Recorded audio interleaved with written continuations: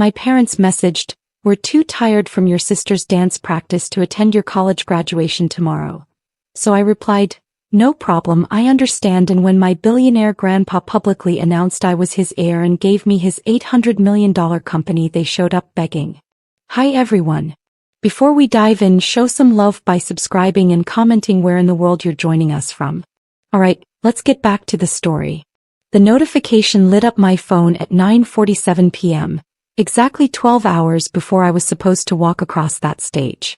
4 years of late nights, part-time jobs, and crushing student debt were about to culminate in one moment. My college graduation. I was the first in my immediate family to earn a degree, and I'd done it while working 40 hours a week at a call center. My hand trembled as I opened the group text from Mom. "Sweetie, we're exhausted from Maya's dance practice today. She has regionals next month and we spent 6 hours at the studio. We just don't think we can make it tomorrow. You understand, right? We're so proud of you though." I read it 3 times. Then 4. The words blurred as tears pooled in my eyes. Maya was my younger sister, 19, talented and undeniably my parents' favorite. I'd known this my whole life, but I never expected it to cost me this moment. Dad chimed in, "Your mother's right. We're beat. Plus, it's a 3-hour drive. We'll celebrate when you come home next month." Next month. Like my graduation was a dentist appointment we could reschedule. I sat on the edge of my bed in my tiny studio apartment, the one with the leaky faucet I couldn't afford to fix properly. My black graduation gown hung on the closet door, pressed and ready. I'd bought a new dress. Nothing fancy, just something that made me feel worthy of the moment. My phone buzzed again. "Maya, sorry sis. But you get it, right? This competition could get me into Juilliard." I wanted to scream. Sleep didn't come that night. Instead, memories played like a cruel highlight reel. I was 8 years old again, watching Mom and Dad miss my elementary school science fair because Maya had a recital. "You'll have other fairs," Mom had said, kissing my forehead absently. "Maya only gets one shot at this role." I'd won 2nd place. The trophy sat in my childhood bedroom, dusty and forgotten on the bottom shelf, while Maya's dance awards gleamed on the mantel. High school graduation? They'd attended but left early for Maya's dance intensive interview. My valedictorian speech echoed to their empty seats in the back row. I'd gotten a full academic scholarship to college. A state school, nothing Ivy League but full tuition. Dad had said, "That's great, honey," while writing a check for Maya's private dance academy enrollment. 22 years of being the responsible one, the self-sufficient one, the one who didn't need as much attention. 22 years of watching my parents' eyes light up when Maya entered a room while I remained perpetually in the peripheral vision of their love. But this, missing my college graduation? This was different. This was the culmination of every sacrifice I'd made. Every ramen dinner. Every double shift. Every time I'd studied until 3 a.m. and then reported to work at 6. I picked up my phone and typed a response. "No problem. I understand." 3 words that felt like swallowing glass. Then I added, "Don't worry about it. Enjoy your rest." Mom sent back a heart emoji.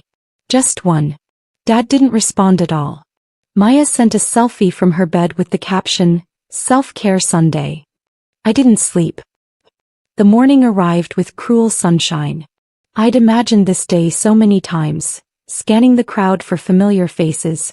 That moment when they'd call my name and I'd see Mom crying happy tears, Dad with his camera, maybe even Maya cheering despite her usual disinterest in my achievements.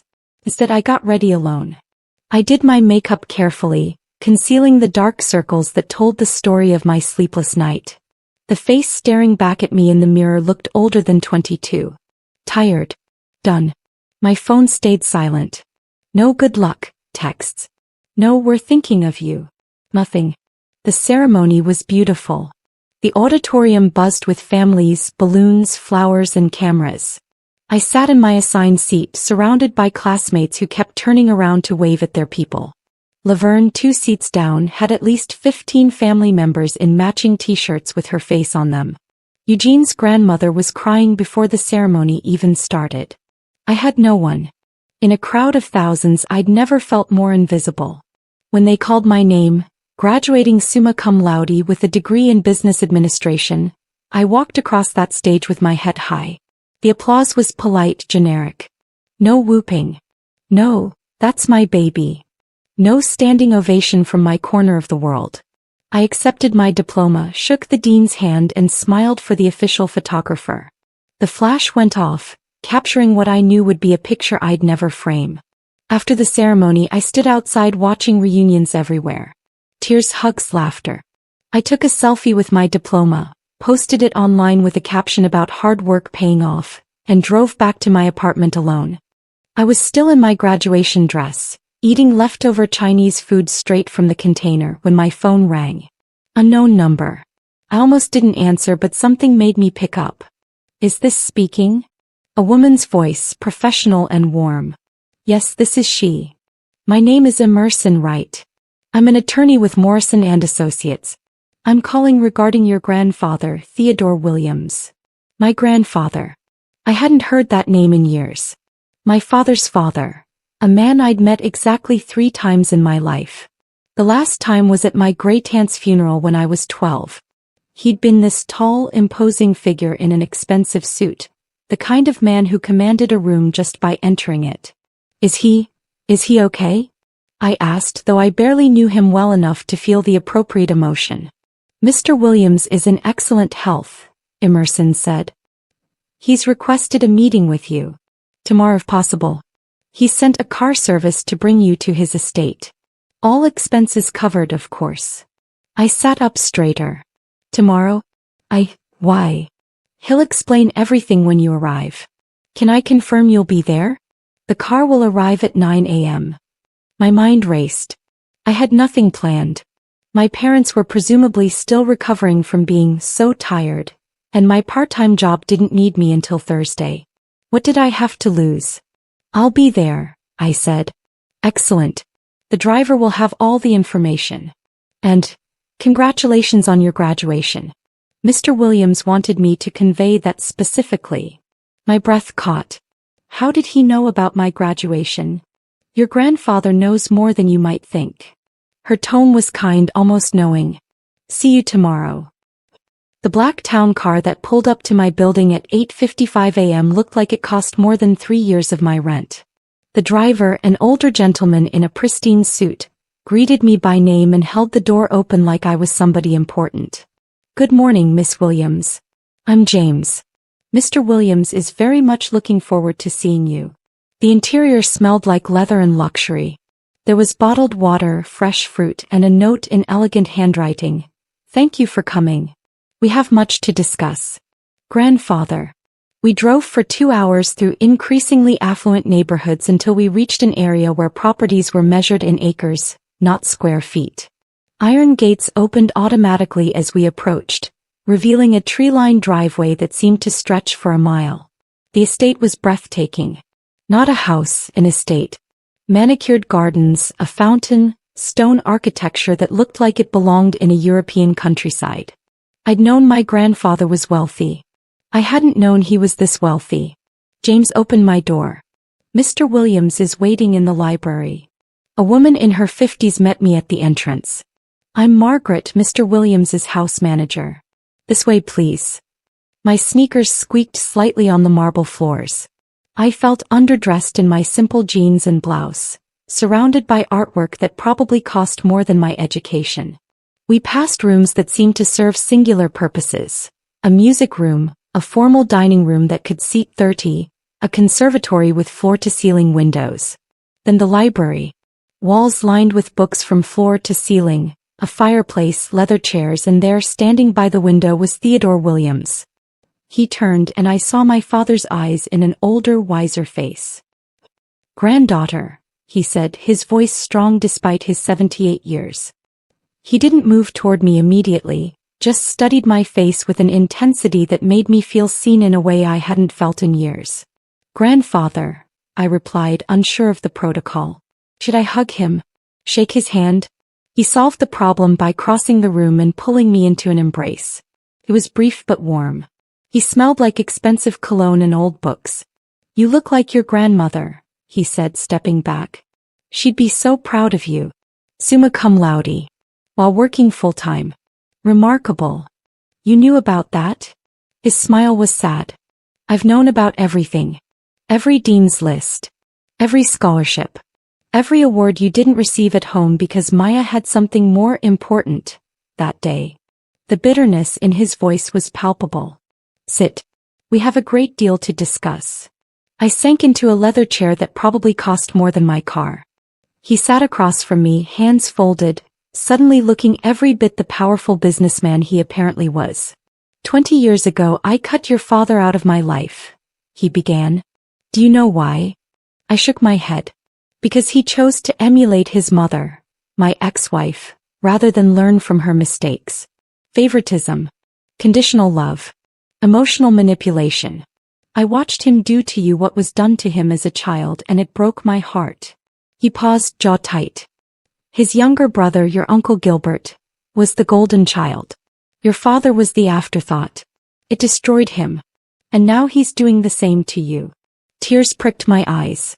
Why didn't you reach out? Pride. Stubbornness. And honestly I thought he might change. But I've had investigators keeping tabs. Investigators. My voice came out smaller than I intended. Grandfather leaned forward, his expression gentle but serious. I'm dying. The words hit like a physical blow. What? Pancreatic cancer. Stage 4. I have perhaps 6 months, maybe less. He held up a hand to stop my protest. I've made my peace with it. I've lived a full life. Built an empire. But I have no heir who deserves it. My mind reeled. Uncle Gilbert. Squandered every opportunity one gave him. He's on his 3rd wife, 4th bankruptcy, and has the business sense of a goldfish. His tone was matter-of-fact, not cruel. Your father chose to distance himself and follow in his mother's toxic footsteps. I have 14 grandchildren total. Do you know how many have bothered to visit me in the last 5 years? I shook my head. 0.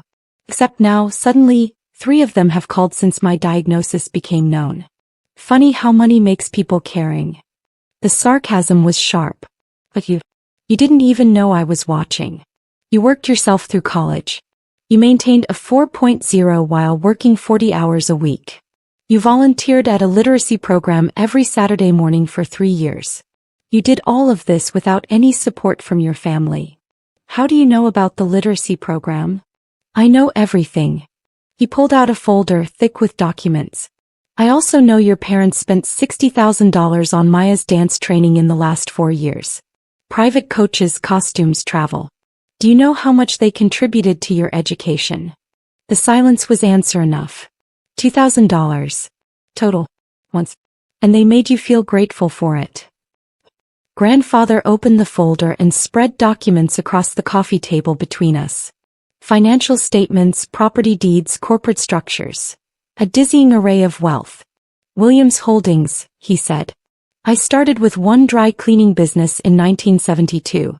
Today we own 87 businesses across 12 states. Commercial real estate. Manufacturing. 3 hotel chains. The company is worth approximately $800 million. I couldn't breathe. 800 million. The number didn't even seem real.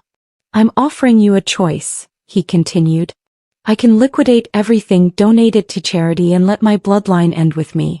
Or, he looked at me with such hope it hurt. You can become my heir. Take over the company. Learn the business. Carry on what I've built. Why me? I whispered. You barely know me. Because character isn't genetic, it's forged. You've been forged in fire that your sister, your cousins, even your father never experienced. You know the value of money because you've had to earn every cent. You understand hard work. You have empathy because you've suffered. And most importantly, he paused, emotion cracking his composed exterior. You kept going. You didn't become bitter. You didn't quit. You graduated summa cum laude on a day when your own parents couldn't be bothered to show up, and you did it with dignity. You knew about yesterday? I knew they wouldn't come. I've watched them disappoint you for years. Yesterday was simply the final proof I needed. He pushed a document toward me. This is a contract. Accept it and you'll begin training immediately. You'll work directly with me for whatever time I have left. Learn everything.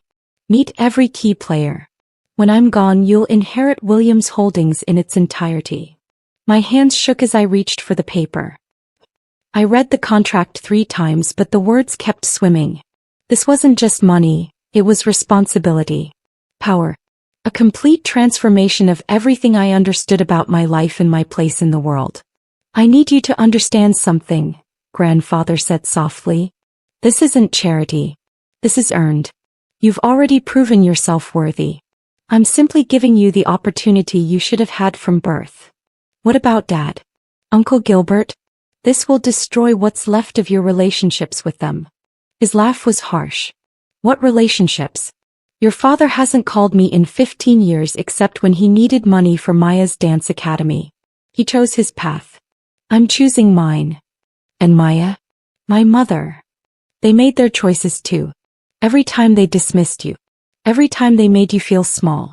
Every graduation, every achievement, every moment they should have shown up and didn't. His eyes bore into mine. You don't owe them loyalty they've never shown you. He was right. God, he was right, and it hurt to admit it. There's a press conference scheduled for next Friday, he continued. I'm announcing my succession plan. You can either be there as my heir or I proceed with option 1, liquidation. I won't force this on you. But I need an answer by tomorrow morning. I looked around the library at the evidence of a lifetime of building something meaningful. Then I thought about my studio apartment, my beat-up car, the collection of ramen packets in my cabinet. I thought about sitting alone at my graduation. About being too tired from Maya's practice. I need to ask you something, I said. Did you ever try to reconcile with Dad? Really try? Grandfather's face softened with old pain. More times than you can imagine. But there comes a point when you realize some people have chosen who they want to be. I stayed at the estate that night. Margaret showed me to a guest room that was larger than my entire apartment, with a bathroom that had heated floors and a shower with 6 different settings. I lay in a bed with sheets that probably cost more than my monthly rent, staring at the ceiling. My phone buzzed. Mom, how was graduation? Sorry we missed it. Maya's regionals are in 2 weeks. Can you come? It would mean so much to her. The audacity. The sheer, breathtaking audacity. I typed and deleted 5 responses before settling on, I'll let you know. Then I opened my phone's photo album. Every achievement, documented in solitary selfies. My high school graduation, me alone with my diploma. My scholarship announcement, me alone in front of the mailbox. My first day of college, first day at my job, every milestone. Me alone. And then the pictures of Maya. Family photos where everyone's eyes were on her. Mom and Dad flanking her at recitals. Group shots where I was barely in frame, cropped out by the focus on my sister. At 6 a.m. I found Grandfather in his study, already working despite the early hour. I'll do it, I said without preamble. I'll be your heir. His face transformed, years seeming to fall away as he smiled. You're certain? Yes.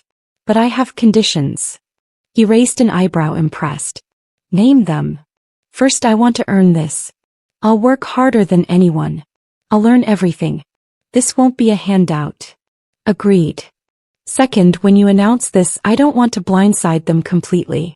I'll tell my parents myself the night before the press conference. That's generous, considering. It's not generosity. It's closure. I met his eyes. I need to see their faces. I need them to know that this is the consequence of their choices. His smile was proud and a little fierce. You're going to be magnificent. The next 5 days were a whirlwind. Grandfather introduced me to his team, lawyers, accountants, executives who'd been with Williams Holdings for decades. Each meeting revealed another layer of the empire he'd built. The hotel chain that employed over 4,000 people. The manufacturing plants that made components for major automotive companies.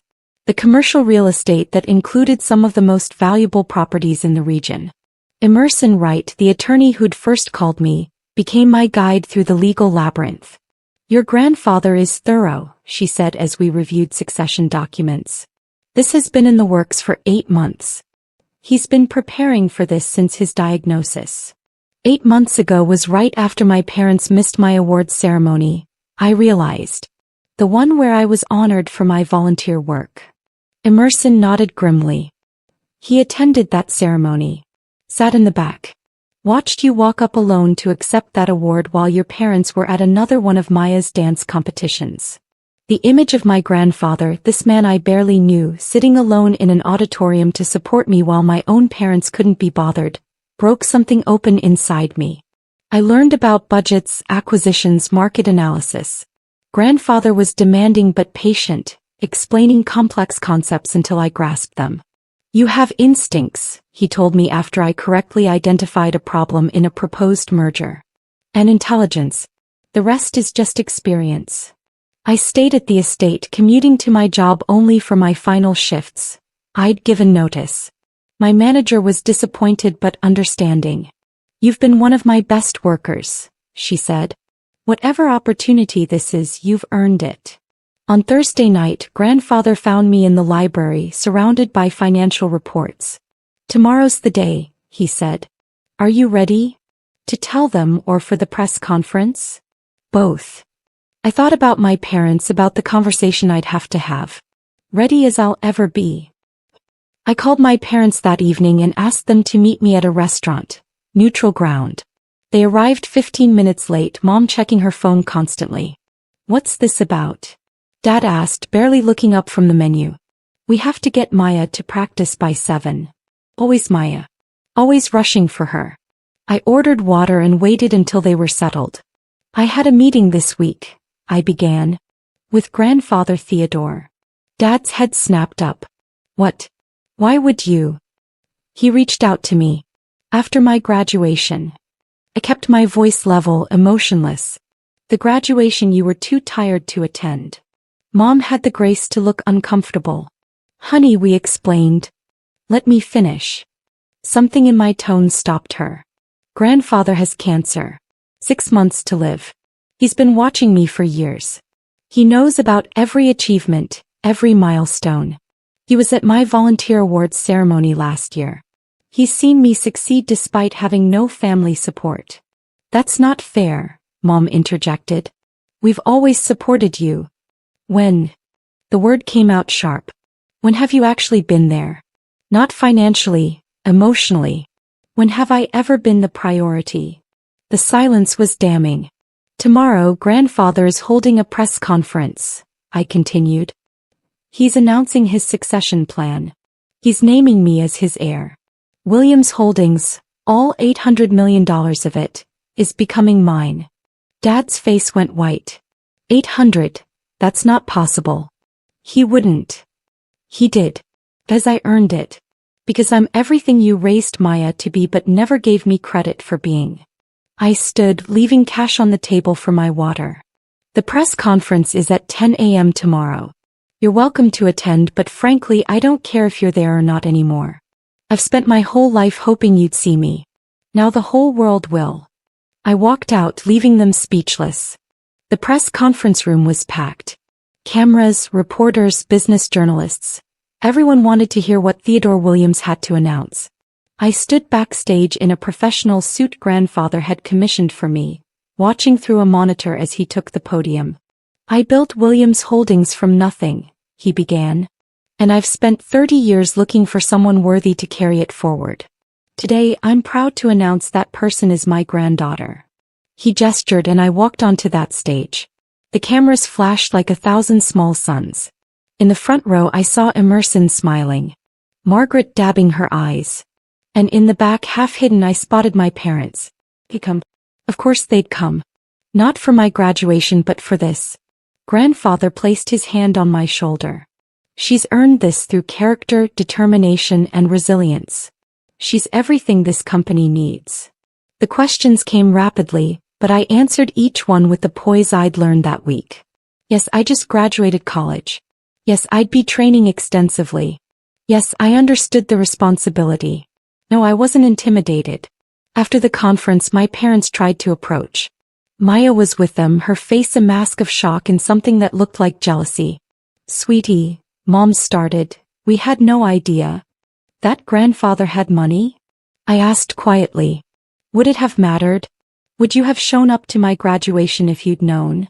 The honest answer was in her eyes. Yes, they would have. And that was the saddest part of all.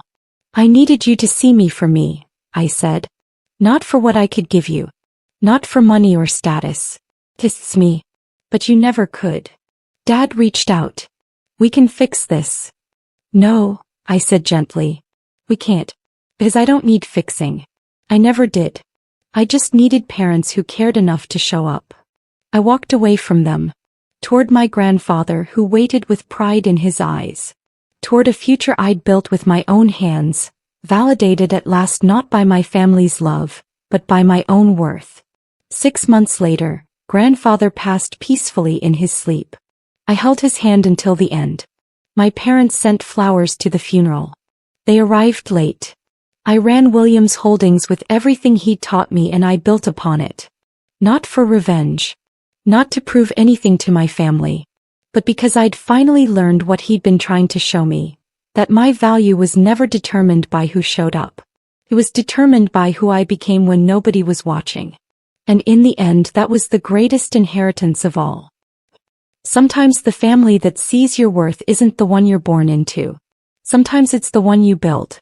If this story resonated with you, remember, your value isn't measured by who shows up for you, it's measured by how you show up for yourself. If you found meaning in this story, please consider subscribing and sharing it with someone who needs to hear it. Let's build a community that celebrates the unseen achievers, the quiet warriors, the ones who succeed despite the odds. Your story matters too.